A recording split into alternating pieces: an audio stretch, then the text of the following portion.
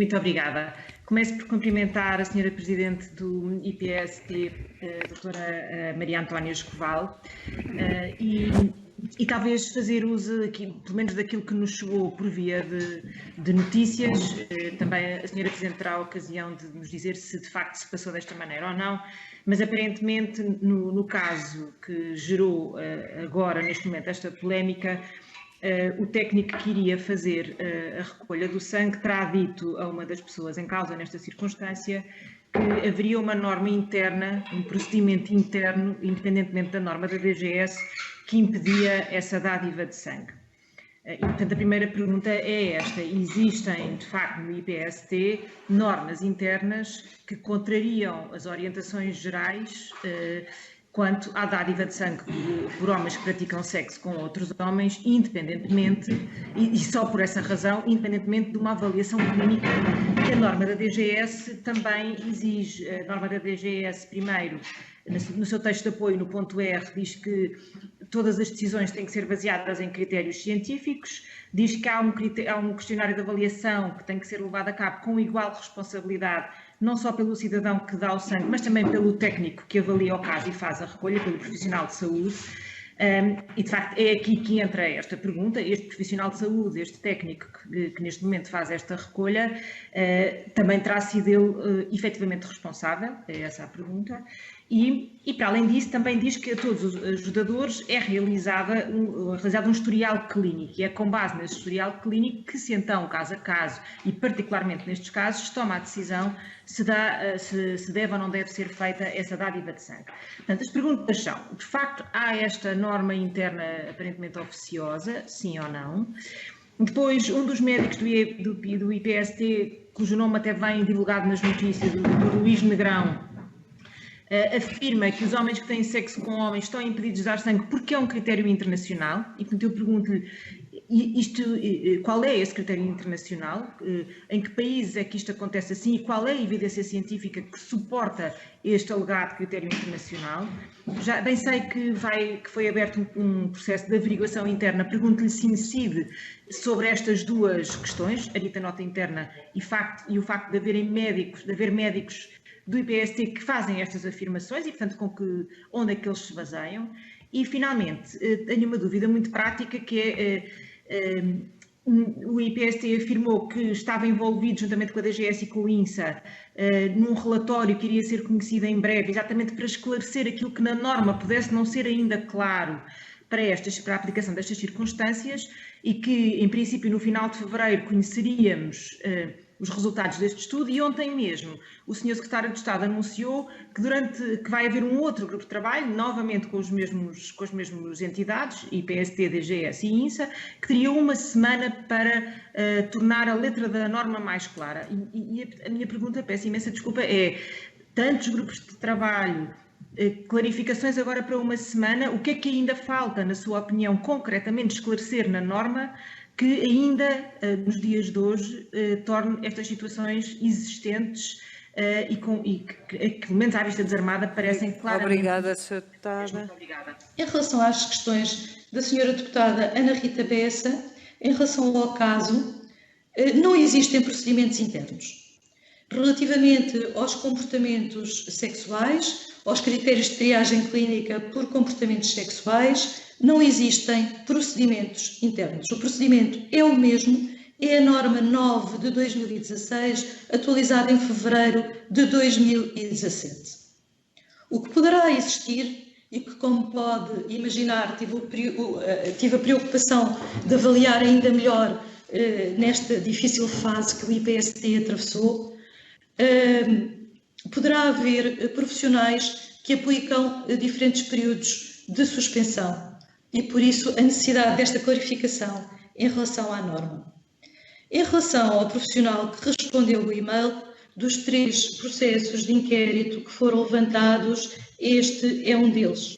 Gostaria de dizer que os 3 profissionais, que são este profissional que respondeu a este e-mail e os que estiveram envolvidos no candidato a dador que levou esta situação à comunicação social, são os que estão neste momento, está em curso o processo de inquérito. De qualquer maneira, este profissional respondia a uma rúbrica que nós tínhamos, que era o médico responde, e foi suspeito de funções relacionadas com essa situação.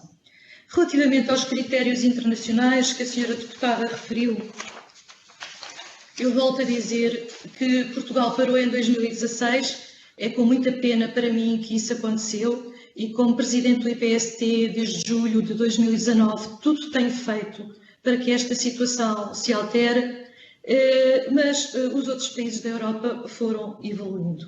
Existem diferentes critérios a nível internacional.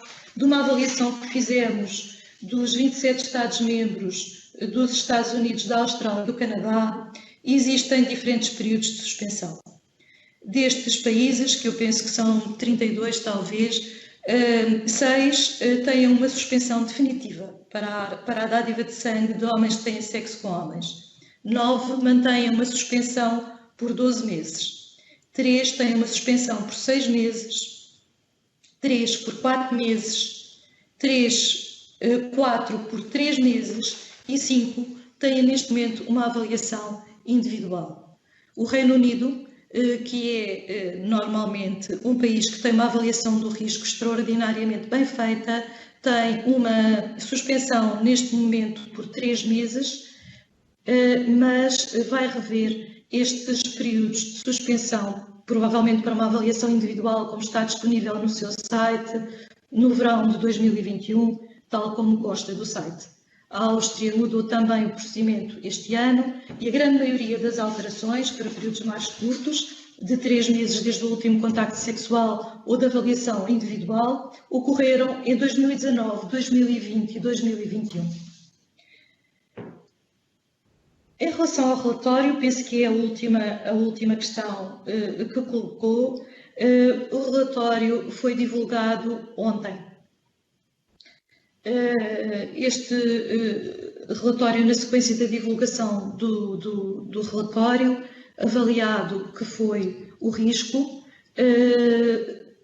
este grupo de trabalho que foi constituído irá trabalhar sobre este relatório, debruçar-se sobre o estado da arte e produzir uma norma em que não haja qualquer tipo de dúvidas, em que não se diga que o IPST é uma instituição que discrimina.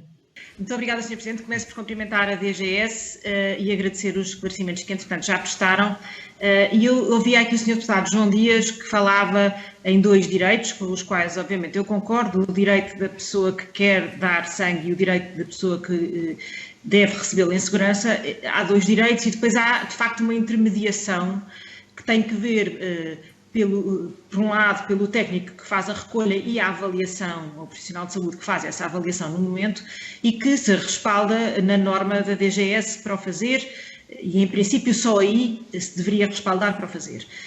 E eu, concordando com a defesa destes 2 direitos, acho que nos estamos a centrar nesta terceira pessoa e na norma da DGS que, como disse, a fundamenta. E é aqui que reside a questão que já foi tão bem colocada e, portanto, eu também não me vou alongar demasiado. Se existe, de facto, uma confusão, uma superposição indevida entre uma associação indevida, melhor dito, entre determinados comportamentos que podem gerar insegurança para a pessoa que recebe o sangue, e, portanto, não pode ser assim, se isso não está a ser indevidamente associado com determinado perfil e com determinada orientação sexual. E, portanto, essa é a questão que há aqui que esclarecer.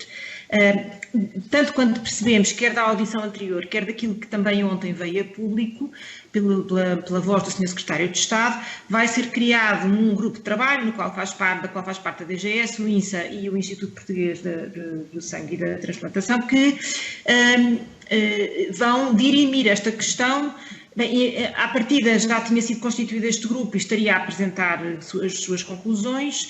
Agora terão mais uma semana, ou terão uma semana para resolver o problema desta norma. E, portanto, o que eu pergunto é, tendo em conta que esta orientação existe já desde há uma série de anos, que foi revista a última vez em 2017, e que a todo momento já podia ter sido revista tendo havido casos como estes recorrentemente, o que eu pergunto é o que é que ainda faltava, a não ser criar-se uma situação mediática e haver uma audição no Parlamento para que se resolva a norma, e em que sentido, também pergunto, em que sentido é que no espaço de uma semana vai ser redigida a nova norma de maneira a clarificar, e achamos nós, a assegurar que estas situações não se repetem e que, portanto, não há neste poder de intermediação alguém que faz um mau juízo e a tal associação errada entre comportamentos e orientação sexual. Portanto, pergunto, neste espaço de uma semana, o que é que a DGS vai fazer com o INSA e com o IPST,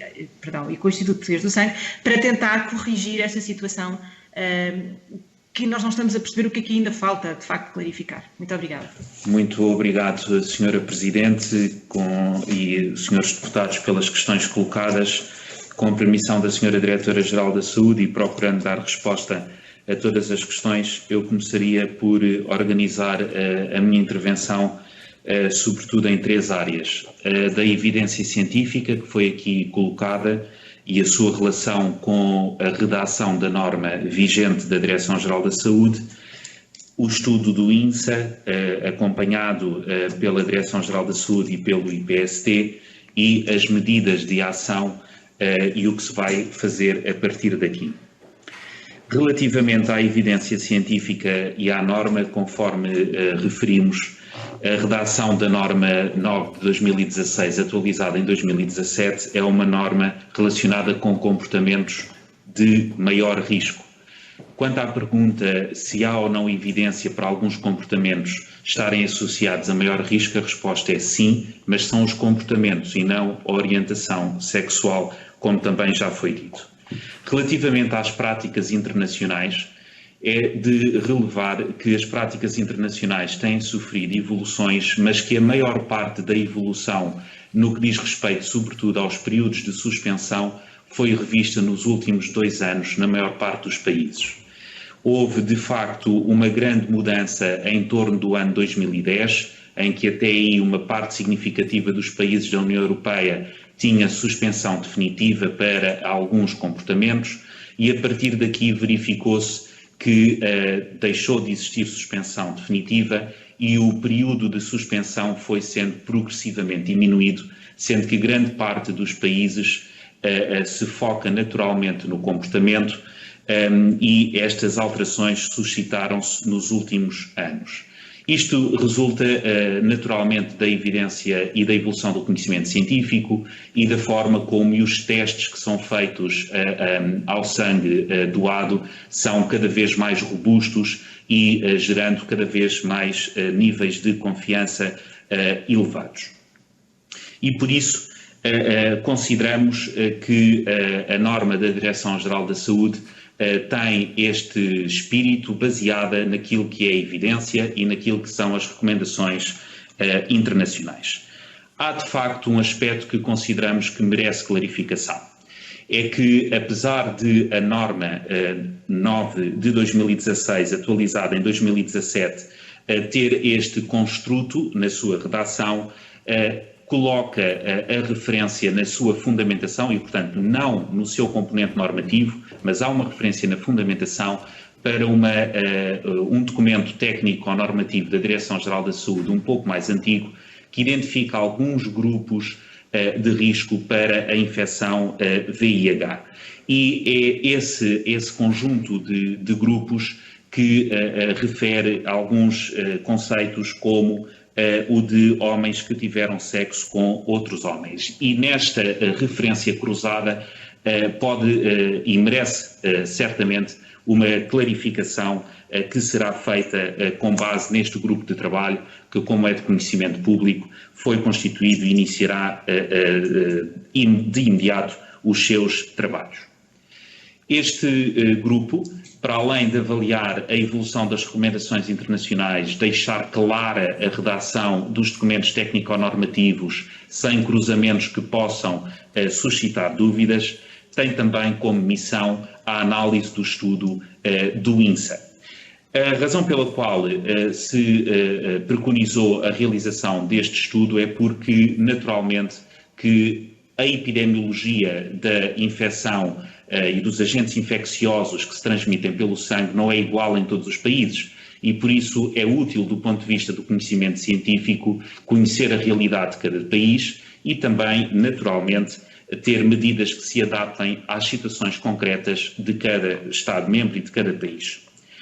A Direção-Geral da Saúde tem, efetivamente, conhecimento do relatório deste trabalho realizado pelo Instituto Nacional Ricardo Jorge, que será um dos documentos técnicos de análise deste grupo de trabalho e que procura responder fundamentalmente a duas questões.